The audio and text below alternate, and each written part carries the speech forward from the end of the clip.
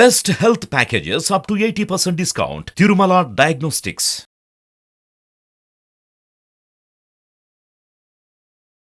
నమస్తే, welcome to Suman TV. నేను మీ యామ్ని. ప్రస్తుతం మనతో ఉన్నారు ప్రముఖ ఆధ్యాత్మికవేత్త, ప్రముఖ జ్యోతిష వాస్తు పండితులు సుభాష్ శర్మ గారు ఉన్నారు. వారితో మాట్లాడదాం.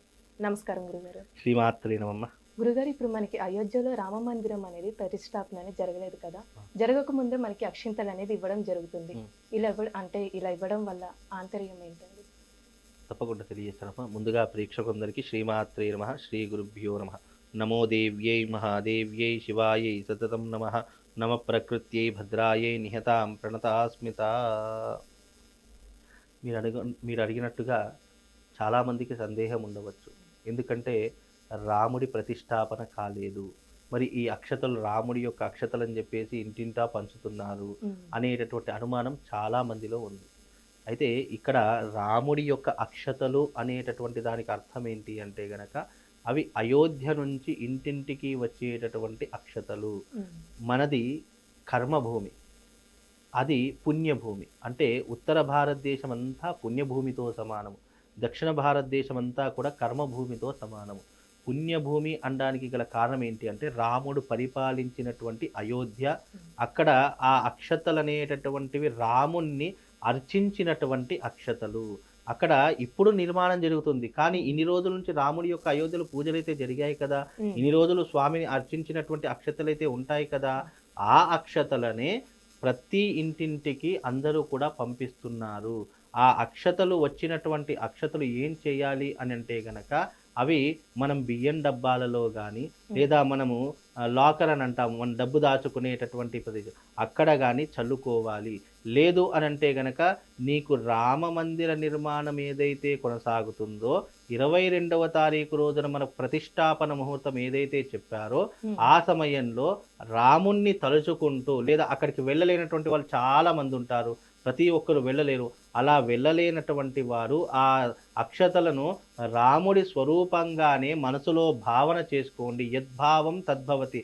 అలా మనసులో భావన చేసుకొని స్వామి నమస్కారం చేసుకొని ఆ అక్షతలు తలపైన చల్లుకున్న రాముడి యొక్క సంపూర్ణమైనటువంటి అనుగ్రహంతో పాటు అక్కడ ప్రతిష్టాపన ఏదైతే జరుగుతుందో ఆ ప్రతిష్టాపనలో పాల్గొన్నటువంటి పుణ్య ఫలితం మనకు దక్కాలి అనేటటువంటి ఒక సంకల్పంతో ఈ అయోధ్య నుండి ఈ అక్షతలు కూడా ఇంటింటికి పంచుతున్నారు. ఇంటింటికి పంచేటటువంటి వాళ్ళు ఎవరో కాదు, సాక్షాత్తు ఆంజనేయ స్వాములు అని చెప్పుకోవచ్చు, హనుమంతుడు అని చెప్పుకోవచ్చు. ఎందుకంటే ఈ కలియుగంలో రాముడి యొక్క అక్షంతలు చేరవేయాలని అందరూ సంకల్పాన్ని చేపట్టారు అంటే అది చిన్న విషయం కాదమ్మా. దాదాపుగా కొన్ని కోట్ల మందికి ఆ అక్షతలు ఇస్తున్నారు అంటే మనం పూర్వజన్మలో చేసుకున్నటువంటి సుకృతము, మనం ఎన్నో జన్మల పొందినటువంటి పుణ్య ఫలితము. రాముడి యొక్క అక్షతలు స్వయంగా మన ఇంటికి వస్తున్నాయి. మనం ఎప్పుడైనా ఏదైనా దేవాలయానికి వెళ్తే ఒక పువ్వు కూడా దొరకదు, కనీసం 2 గింజల అక్షతలు కూడా దొరకవు, తోసేస్తూ ఉంటారు. అలాంటిది ఆ రాముడే మన ఇంటికి అక్షతలు పంపిస్తున్నాడు అని అంటే నిజంగా మనమందరం కారణజన్ములు అని చెప్పుకోవచ్చు. నిజంగా ఆ రాముడే ఇంటింటికి వచ్చి తిరిగి వెళుతున్నాడు అని చెప్పినా ఆశ్చర్యపోవాల్సిన అవసరం లేదు. కనుక ఇవన్నీ కూడా ప్రతి మనిషి పుణ్యాన్ని సంపాదించుకోవాలి, రాముడి యొక్క అనుగ్రహాన్ని అందరూ పొందాలి.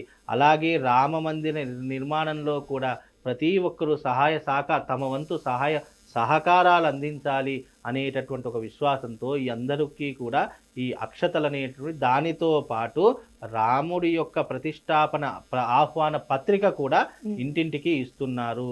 ఇంటింటికి పత్రికతో పాటు ఇంటింటికి ప్రతి ఒక్కరికి అక్షతలు ఇచ్చి రాముడి యొక్క సంపూర్ణమైనటువంటి అనుగ్రహాన్ని ఇవ్వడమే దీని యొక్క ప్రధానమైనటువంటి ఉద్దేశం తప్ప అక్కడ ప్రతిష్టకు ఈ అక్షతలకు ఏమాత్రము సంబంధం లేదు.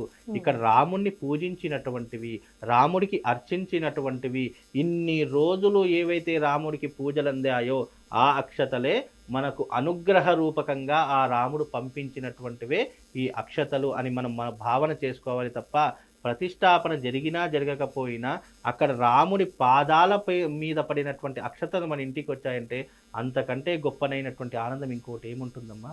ఏమి ఉండదు. కనుక ఈ అక్షతలు అనేటటువంటివి మనము రాముడే మన ఇంటికి వచ్చాడని భావన చేసుకొని మన ఇంట్లో బియ్యం డబ్బాలో కానీ, లేదు అంటే లాకర్లో కానీ, లేదా ఆ సమయంలో ప్రతిష్టాపన జరుగుతున్న సమయంలో మన తల మీద వేసుకున్న పుణ్యం అనేటటువంటిది మనం సంప్రాప్తి పొందినటువంటి వాళ్ళం అవుతాము.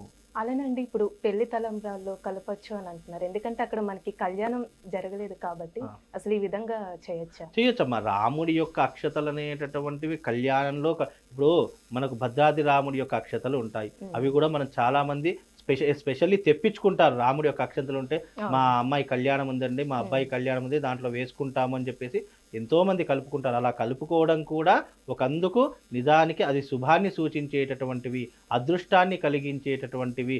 వాళ్ళ దాంపత్యం ఎప్పుడూ కూడా కలకాలము ఆయురారోగ్యాదులతో అష్టైశ్వర్యాలతో ఏ గొడవలు లేకుండా దాంపత్యం అనేటటువంటిది కలకాలం వర్ధిల్లాలి అనేటటువంటి విషయంతో ఇచ్చేటటువంటివి ఆ అక్షతలు.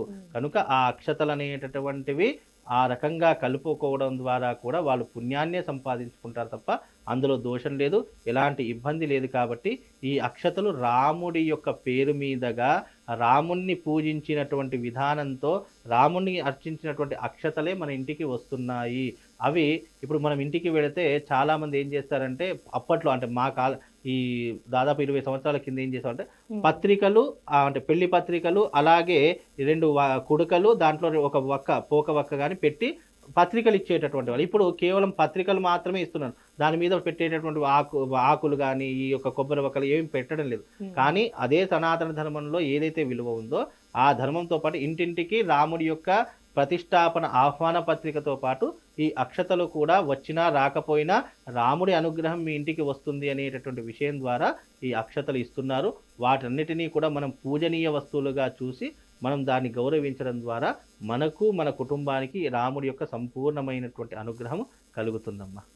చాలా చక్కగా తెలియజేశారు గురుగారు. ధన్యవాదాలు. శ్రీమాత్రే నమః.